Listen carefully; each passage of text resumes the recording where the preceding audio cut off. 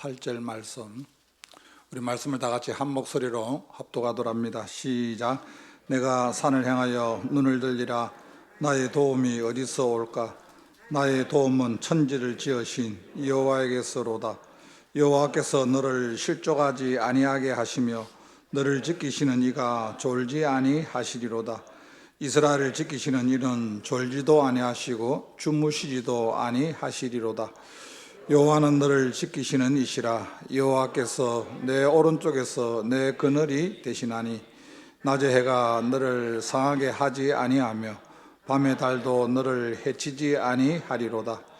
여호와께서 너를 지켜 모든 환난을 면하게 하시며 또 내 영혼을 지키시리로다.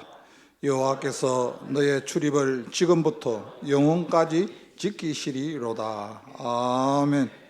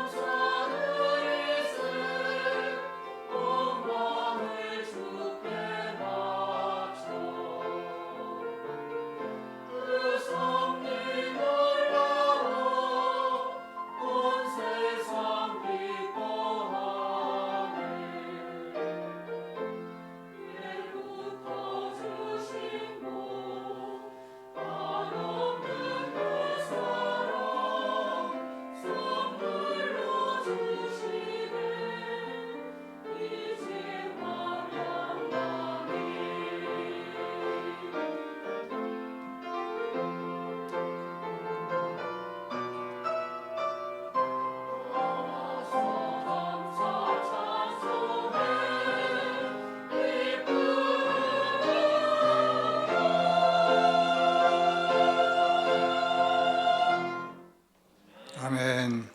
하나님 아버지 감사합니다.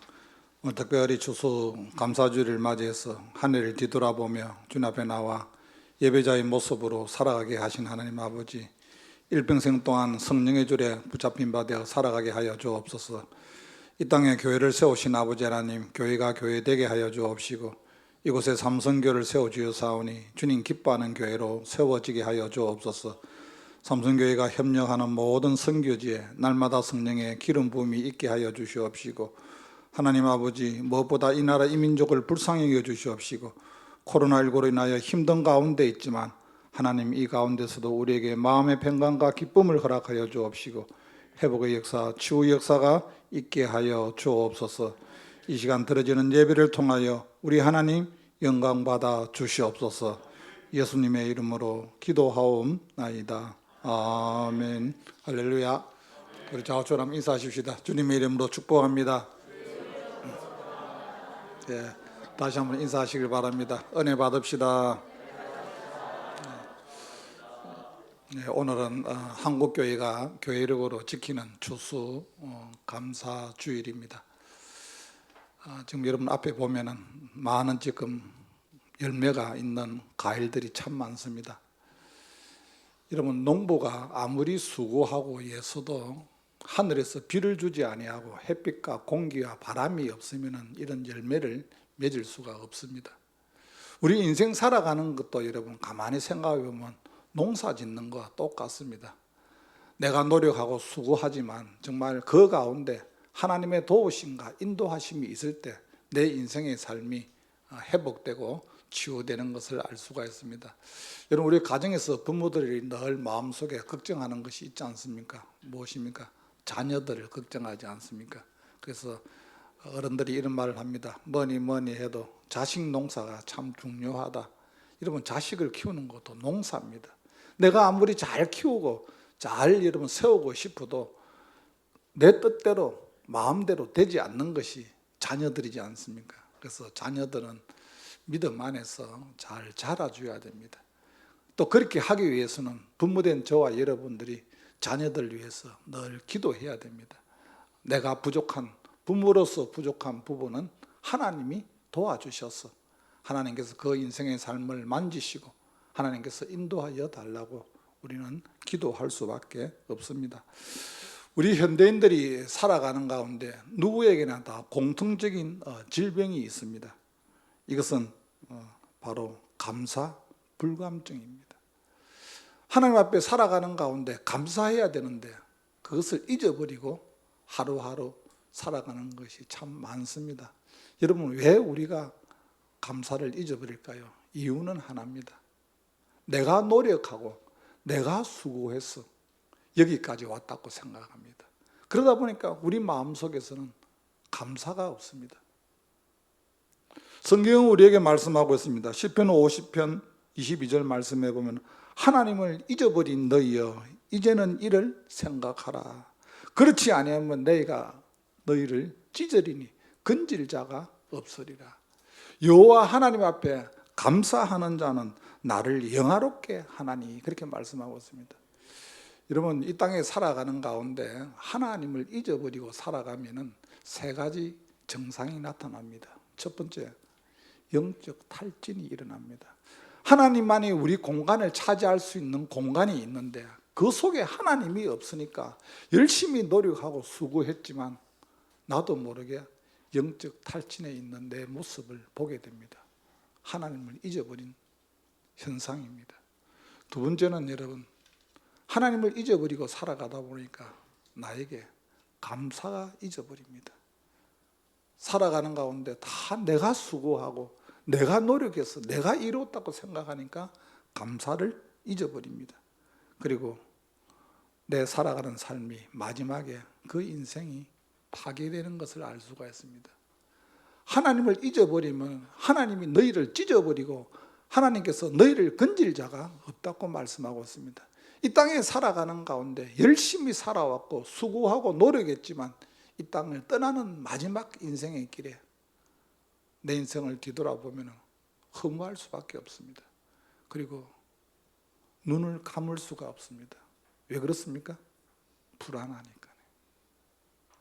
내가 살아있을 때는 나를 믿고 살아왔는데 이 땅을 떠날 때는 이제 모든 것을 내려놓아야 되니까 불안과 두려움이 우리를 찾아오게 됩니다.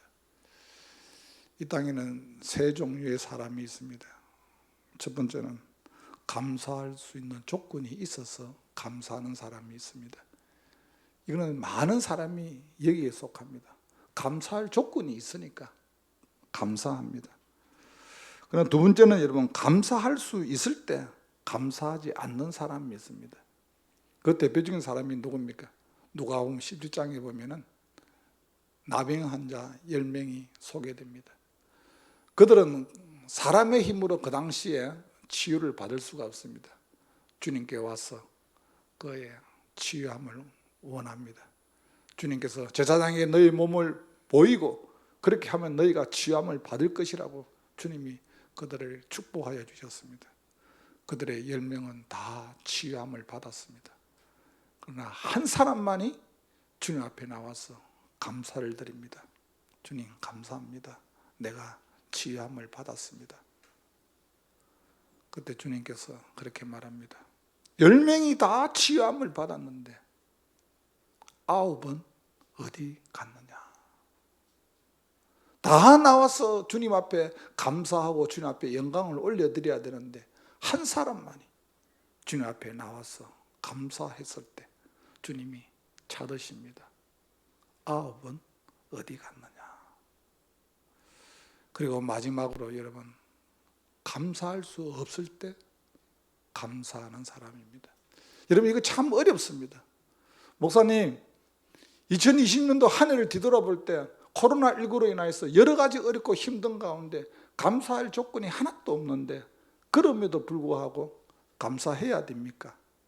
여러분들이 만약 그렇게 저에게 질문을 한다면 여러분, 우리는 그럼에도 불구하고 하나님 앞에 감사해야 됩니다. 욥기서에 보면 욥은 동방의 의인입니다. 사단이 하나님께 와서 그렇게 말합니다. 욥이 까닭없이 하나님을 그렇게 잘 섬기겠습니까? 하나님 그에게 조금만 어려움이 있으면 그도 하나님을 부인하고 하나님을 원망하고 불평할 것입니다. 하나님께서 사단에게 내 종 욥을 시험하여 보아라고 말씀하고 있습니다. 그래서 욥이 그 가지고 있었던 많은 재산, 많은 자녀 다 한순간에 잃어버립니다. 여러분 이 정도 되면은 원망해야 되지 않습니까? 불평해야 되지 않습니까? 그러나 욥기서에 보면 욥은 그렇게 고백합니다. 주신 자도 여호와시요 취하신 자도 여호와시니 여호와의 이름이 찬송을 받으실지어다.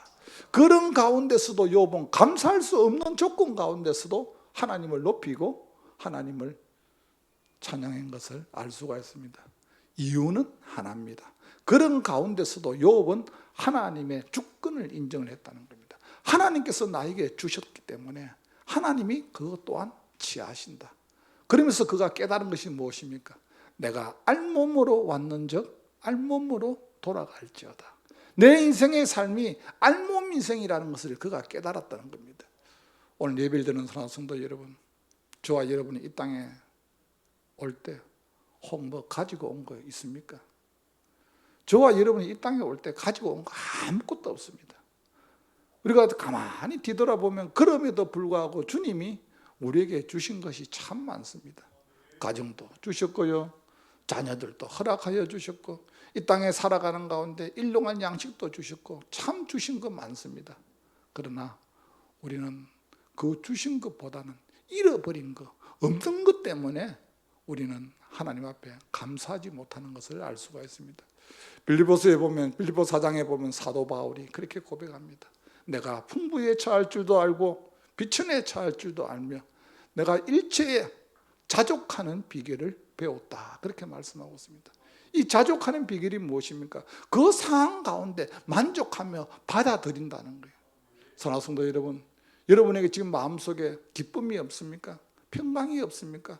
지금 현 가운데서 우리가 가만히 뒤돌아보면은 하나님의 은혜가 얼마나 많은지 모릅니다. 많은 사람들 가운데서 하나님이 나를 여기까지 인도하여 주셨고 하나님의 자녀로 삼아 주셨고 그 하나님을 내가 아바 아버지라고 부를 수 있다는 것이 얼마나 큰 특권입니까? 욥의 일생의 삶이 그런 삶을 살았지만 욥은 하나님 앞에 고백합니다. 나의 가는 길을 오직 그가 아시나니 그가 나를 단련하신 후에는 내가 정금같이 나오리라고 끝까지 그가 믿음을 흔들리지 아니하고 주님을 바라보았을 때 욥기서 42장 5절 말씀해 보면 욥은 하나님께 그렇게 고백합니다. 하나님, 내가 전에는 하나님께 대해서 눈으로 보기만 했지만 귀로 듣기만 했지만 이제는 내가 직접 하나님을 내가 눈으로 배움나이다. 내 삶을 하나님께서 회복시켜 주셨다고 고백합니다. 그러면서 욥기서 42장 12절 말씀해 보면 여호와 하나님께서 욥의 말년에 그에게 더 복을 주심으로. 여러분, 이 땅에 살아가는 가운데 젊었을 때는 고생해도 괜찮다는 말이 있지 않습니까? 우리 인생의 삶이 여러분 마지막 때 말년에 여러분 어떻게 하나님 앞에 준비된 자로 살아가느냐가 참 중요합니다. 로마서에 보면 하나님을 사랑하는 자, 곧 그 뜻대로 부르심을 입은 자들에게는 모든 것이 합력하여 선을 이루리라. 이게 무슨 말입니까? 현재 살아가는 가정은 어렵고 힘들다 할지라도 마지막에는, 끝에는 하나님이 그 인생의 삶을 하나님께서 회복시켜 주신다고 말씀하고 있습니다. 오늘 추수감사주를 통하여 하나님은 우리에게 여호와 하나님 앞에 감사하라고 말씀하고 있습니다. 사랑하는 성도 여러분, 우리는 왜 하나님 앞에 감사해야 됩니까?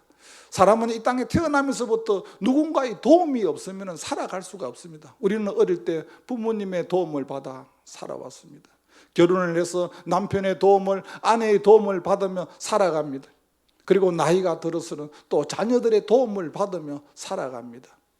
그러나 사람이 나를 도와주는 것은 한계가 있다는 거예요.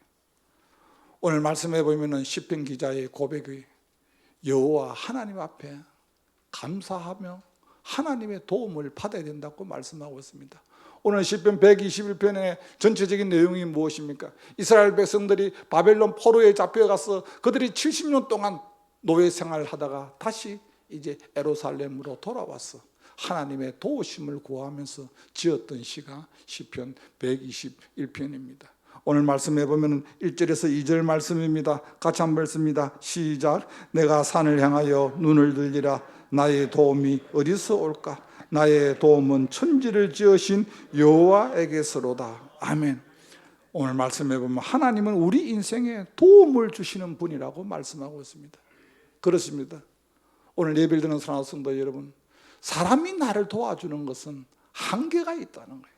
그러나 오늘 시편 기자의 고백이 산을 향하여, 이 산은 어떤 산입니까? 시온산입니다. 하나님의 임재가 있는 그곳입니다. 그 산을 바라보면서 나의 도움이 어디서 올고, 우리 민족들이 여기까지 살아온 삶을 하나님께서 도와주셔서 그 바벨론 70년 노예의 삶을 살았지만 하나님께서 고레스 왕을 감동시켜서 다시 예루살렘으로 돌아오게 한 것은, 이것은 전적인 하나님의 도움이라고 그들이 고백하고 있습니다.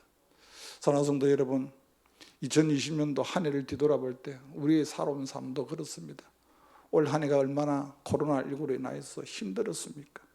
우리가 경제가 얼마나 많이 여러분 힘들어서 그것 때문에 아파했습니까? 그럼에도 하나님이 오늘 11월 셋째 주일날 여기까지 하나님이 내 삶을 인도하여 주셨다는 겁니다. 우리를 도우시는 하나님은 어떤 하나님입니까?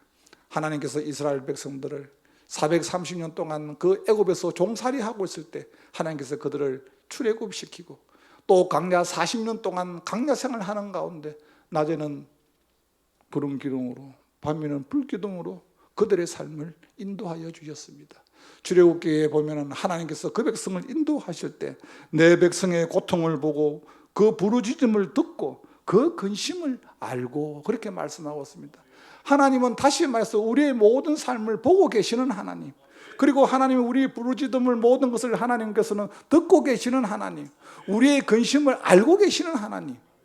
그렇습니다. 하나님은 한 영혼을 한 영혼을 인도하기까지는 그 사람의 모든 것을 보고 계시고 듣고 계시고 그것을 알고 계시기 때문에 저와 여러분의 삶을 여기까지 인도하여 주시는 줄로 믿습니다. 그 하나님이 우리를 인도하여 주셔서 하나님이 우리를 간섭하시고 우리를 도와주십니다. 왜 도와주십니까? 이유는 하나입니다. 내가 너를 구속하였고 내가 너를 지명하여 불렀나니 너는 내 것이라. 우리가 하나님의 자녀이기 때문에 하나님은 어떤 어려운 가운데서도 우리의 삶을 하나님께서 지켜주신다는 겁니다. 오늘 많은 사람들은 살아가는 가운데 내 경험으로 살아갑니다. 내 지식으로 살아갑니다. 그리고 나의 힘으로 살아갑니다. 성경은 우리에게 말씀하고 있습니다. 시편 146편 3절 말씀해 보면 기인들을 의지하지 말며 도울 힘이 없는 인생들을 의지하지 말라. 그 이유가 어디 있습니까? 4절 말씀에 보면은 그의 호흡이 끊어지면 흙으로 돌아가서 그 나라에 그의 생각이 소멸하리로다. 여러분, 사람은 사랑의 대상입니다. 우리가 신앙생활을 하는 가운데 때로는 사람 때문에 실족할 때가 참 많습니다. 가정에서도 여러분 남편 때문에, 아내 때문에, 여러분 자녀 때문에, 부모 때문에 마음이 상할 때도 있습니다. 그러나 우리는 사랑해야 됩니다. 왜냐하면 사람은 믿음의 대상이 아니라 사랑의 대상. 그럼에도 불구하고 그 속에 하나님의 형상이 있기 때문에 우리는 사랑해야 됩니다. 사랑하는 성도 여러분, 우리 인생 살아가는 가운데 얼마나 여러분 환난이 많습니까? 얼마나 고난이 많습니까? 지금 다니엘 21일 우리 기도회를 지금 하고 있습니다. 그 강사 간증자들을 제가 이렇게 들어보니까 환난이 없는 사람이 아무도 없어요. 남 보기에는, 사람 보기에는 화려한 연예인의 삶을 산다 할지라도 그 삶 속에는 끊임없이 남에게 말할 수 없는 아픔을 다 가지고 있어요. 그러나 그들이 끝까지 믿음이 있었기 때문에, 하나님을 붙잡고 있었기 때문에 그들이 내가 만난 하나님을 그들이 간증하고 많은 사람들에게 은혜를 끼치는 것을 저는 보았습니다. 그렇습니다. 우리는 이 땅에 살아가는 가운데 내가 원하든 원치 아니하든 환난이 있습니다. 그러나 시편 46편 1절 말씀에 보면 하나님은 우리의 피난처시요 힘이시니 환난 중에 만날 큰 도움이시라. 아멘이십니까? 그렇습니다. 우리가 살아가는 가운데 누가 환난을 원합니까? 누가 여러분 사망의 음침한 꼴짜기를 가기를 원합니까? 그러나 나도 모르게 나하고 전혀 상관없이 내 인생의 삶이 어느 날 낭떠러지기에 서 있는 내 모습을 보게 됩니다. 그러나 우리가 그곳에서도 이겨나갈 수 있는 것은 하나님이 환난 가운데 도움이 되시고 하나님이 붙잡아 주신다고 말씀하고 있습니다. 그렇습니다. 인생에 문제가 있을 때는 한 가지 방법밖에 없습니다. 하나님께 돌아와야 됩니다. 인생에 문제가 있을 때는 내가 원하든 원치 아니하든 하나님의 영역을 내가 인정해야 됩니다. 그런데 많은 사람들이 살아가다가 때로는 어려움이 있으면 부인합니다. 하나님 어디 계시냐? 하나님 있으면 내 삶을 이렇게 힘들게 할 수가 있느냐? 그렇게 합니다. 그러나 시간이 지나서 우리를 또 뒤돌아볼 때 다시 하나님 앞에 나올 수밖에 없는 우리의 모습을 보게 됩니다.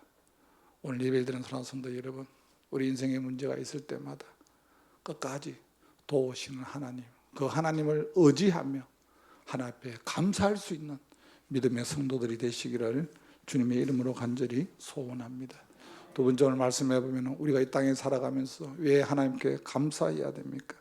오늘 3절에서 8절 말씀해 보면 하나님은 내 인생의 보호자가 되시고 인도자가 되어주신다고 말씀하고 있습니다. 오늘 3절에서 8절 말씀해 보면 끊임없이 주님이 우리를 지키신다고 말씀하고 있습니다.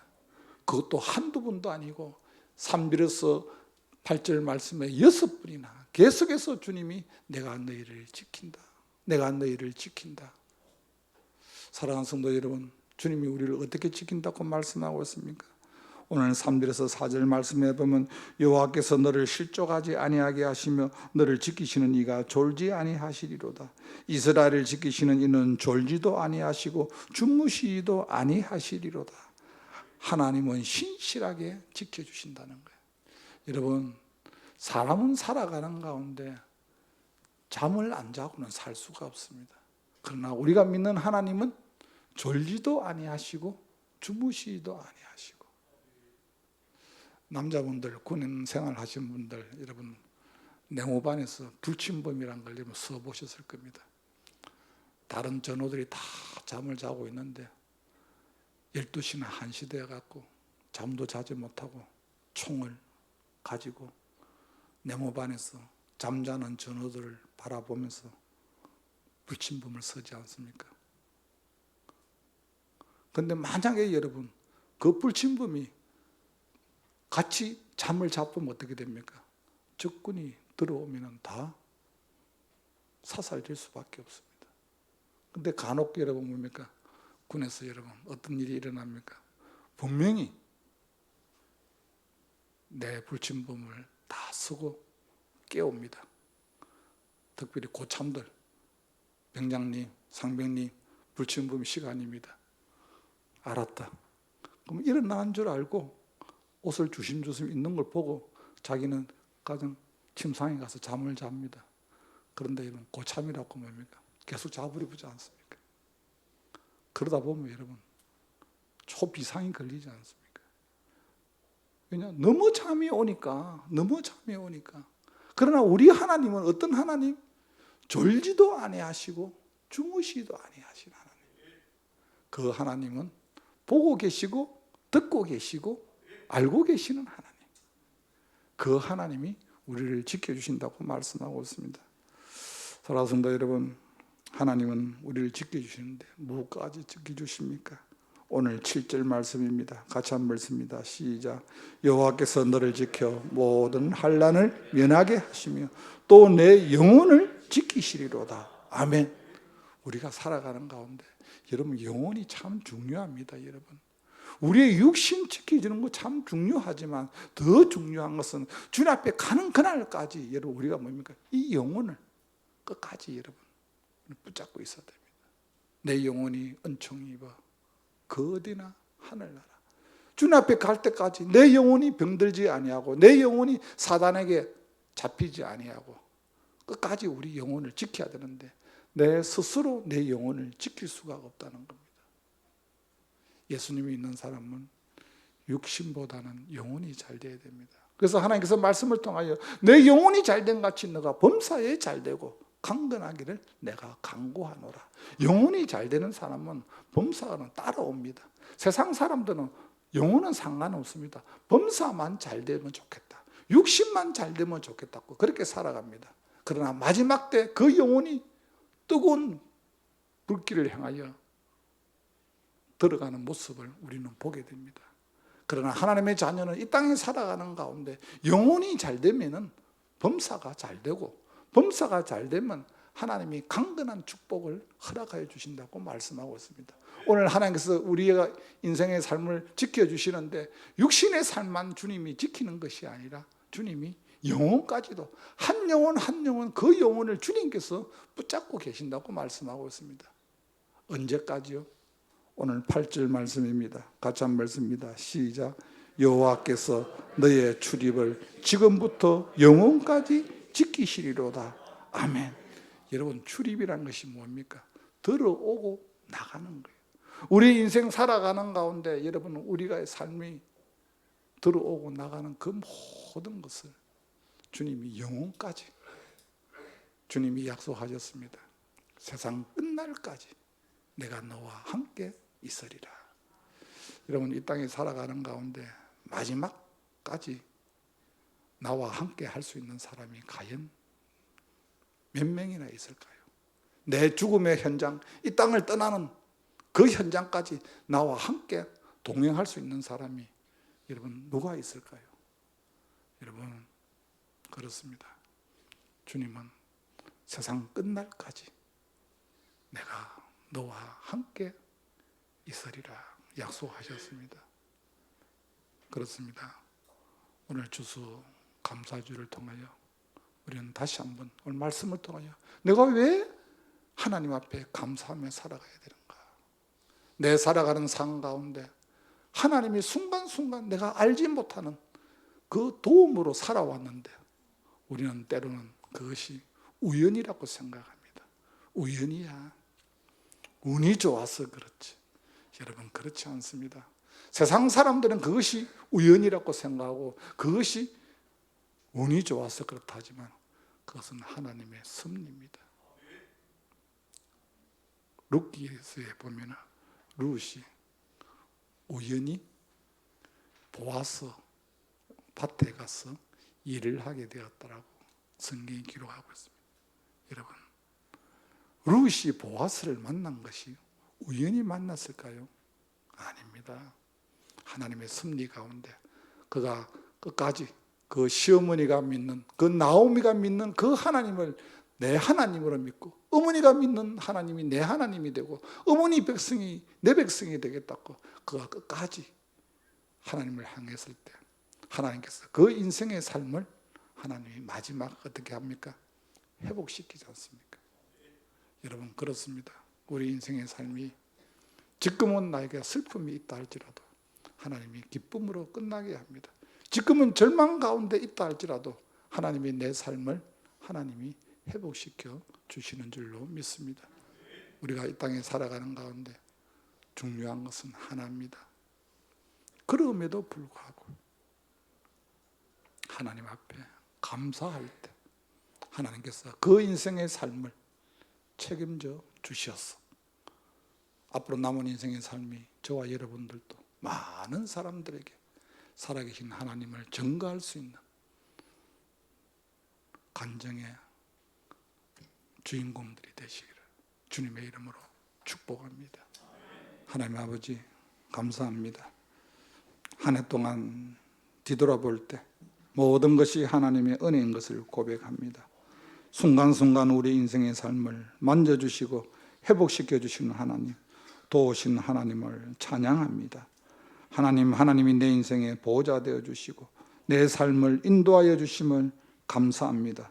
무엇보다 세상 끝날까지 내가 너희와 함께함이라고 약속하신 아버지 하나님, 일평생 동안 주의 성령의 줄에 붙잡힌 바 되어 살아가게 하여 주시옵시고, 어떤 모습 가운데서도 하나님 앞에 감사할 수 있는 감사의 사람 되게 하여 주시옵소서. 예수님의 이름으로 기도하옵나이다. 아멘. 찬송가 301장 드립니다.